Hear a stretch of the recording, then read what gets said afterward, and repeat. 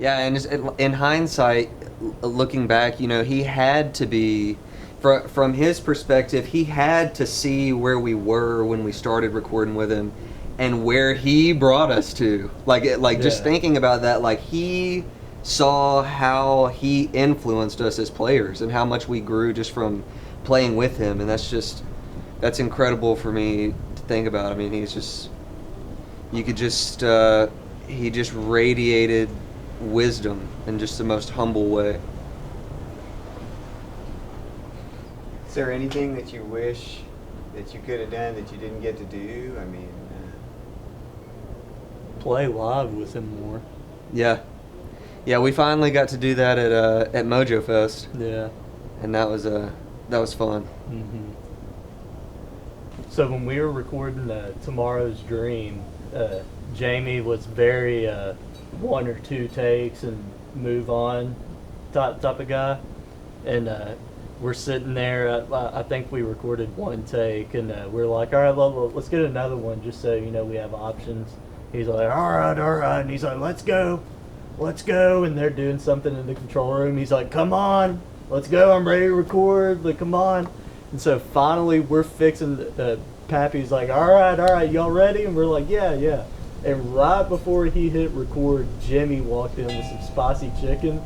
And he's like, hey guys, I got some spicy chicken. And Jamie's ears perked up, and he loves spicy food. And he's like, all right, y'all hold on.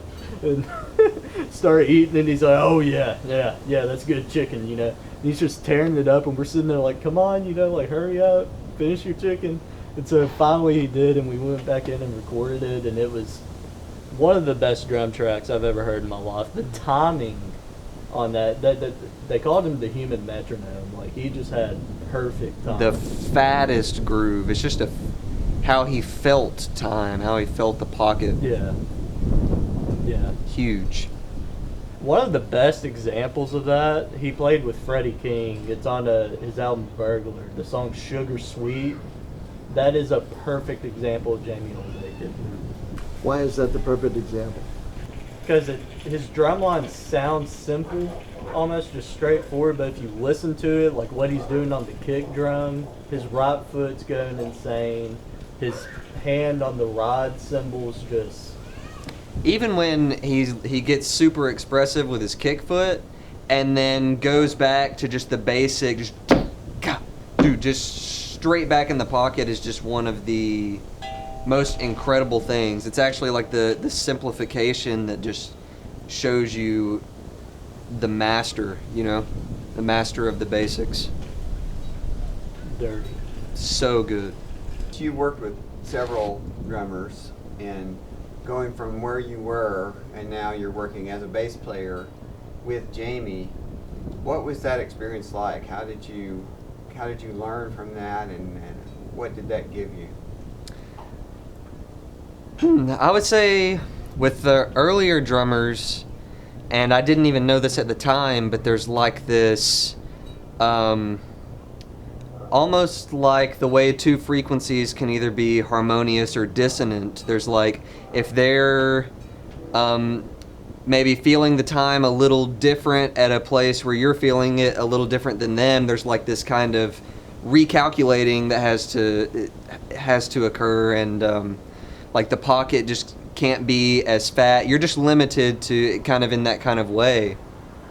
And when I first played with Jamie, it was like there was no question where the one was, where the pocket is, where we are decorating in time. He's laying it out there perfectly for you. It makes it effortless. So it's like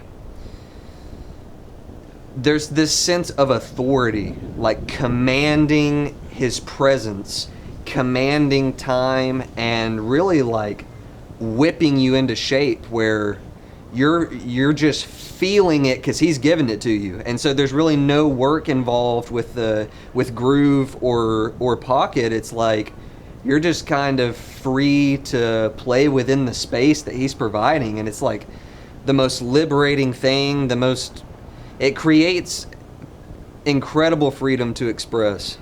It's very expansive as a player. And as a guitar player, from my perspective, it was just so refreshing. Like when you go to take a solo, knowing that like it is not going anywhere. Like you always have something to fall back on, because sometimes you can all get going and then you get hung up and then you're just out there just like. And with some drummers, you're like when he goes to solo, it's just a 3-piece, so there has to be some meat there, and you're kind of like it starts to feel weak, and like you're not really giving it enough, and you're kind of like play, like give me some more. And with Jamie, it was like there was enough when he was at his lowest dynamic. It's like just such projection of energy. Mm-hmm.